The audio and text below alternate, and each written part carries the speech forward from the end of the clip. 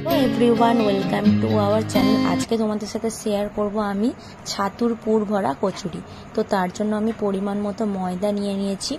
তোমরা তোমাদের পরিমাণ মতো ময়দা নেবে, তারপর ওপর থেকে দিয়ে দিয়েছি নুন আর সামান্য পরিমাণ সোডা আর সাদা তেল। এবার এটা অনেকক্ষণ ধরে হাতে করে মাখবো যতক্ষণ না ময়ানটা ভালোভাবে বা তেলটা ভালোভাবে ময়দার সাথে মিশে যায়। এইটা অনেকক্ষণ ধরে মাখলে কি হয়, কচুরিটা খাস্তা হয়। এটা রুটির ক্ষেত্রে বলো বা পরোটার ক্ষেত্রে বলো, এইভাবে মাখলে কিন্তু কচুরিটা অনেক খাস্তা হয়। তো তারপরে দিয়ে দিলাম আমি পরিমাণ মতো জল, আর জল দিয়ে হালকা হাতে ভালো করে মেখে নিচ্ছি। মেখে নিয়ে এটা আমি আধ ঘন্টা মতন রেস্টে রেখে দিচ্ছি। তারপর নিয়ে নিচ্ছি আমি ছাতু, কালো জিরে, লঙ্কার গুঁড়ো, পরিমাণ মতো তেল আর লবণ। এবার ছাতুটা আর হালকা জলও দিয়েছিলাম, হালকা জল দিয়ে ছাতুটা ভালো মতো করে মেখে নিয়েছি। জলটা আমি স্কিপ করে গেছিলাম তাই দিতে পারিনি। তো ছাতুটা দেখো ভালোভাবে মেখে ছাতুটা মাখার রেডি হয়ে গেছে। তারপরে আমি এরকমভাবে কচুরিটা এরকম লেচি কেটে নিয়েছিলাম এবং লেচিটার ভেতরে আমি পুরটা ভালোভাবে ভরে দিলাম। অনেকটা পরিমাণ ছাতু দিয়েছিলাম আর মুখটা ভালোভাবে মুড়ে নেবো যাতে ছাতুটা বেরিয়ে না যায়। এবং চাকতির ওপর তেল দিয়ে আমি ভালো করে বেলে নিচ্ছি। চাকতি বেলনা দিয়ে বড় করে একদম দোকানের মতন তৈরি করে নিচ্ছি আমি কচুরিটা। সব কচুরিগুলো এরকমভাবে বিলে নেওয়ার পর আমি রেডি করে নিচ্ছি। তারপরেই আমি এটা ছাঁকবো।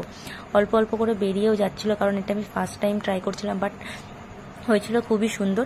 এবার কড়াইটা গরম করে নিয়ে কড়াইয়ের মতো পরিমাণ মতো তেল দিচ্ছি। এটা ছাঁকা তেলে করতে হবে, তাই অনেকটা পরিমাণ তেল দিয়েছিলাম ছাঁকা তেলে করার জন্য। তো তেলটা আমি গরম করে নিচ্ছি আর দিয়ে দিচ্ছি আমি কচুরিটা তেলের মধ্যে।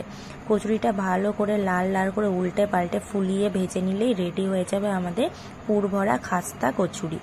এটা সত্যি কথা বলতে দোকানের থেকে অনেক সুন্দর হয়। তোমরা বাড়িতে অবশ্যই ট্রাই করো, দেখবে দোকানে খেতে আর ইচ্ছেই করবে না, কারণ দোকানের থেকে খুবই ভালোভাবে বাড়িতে তৈরি করা হয় এই জিনিসটা।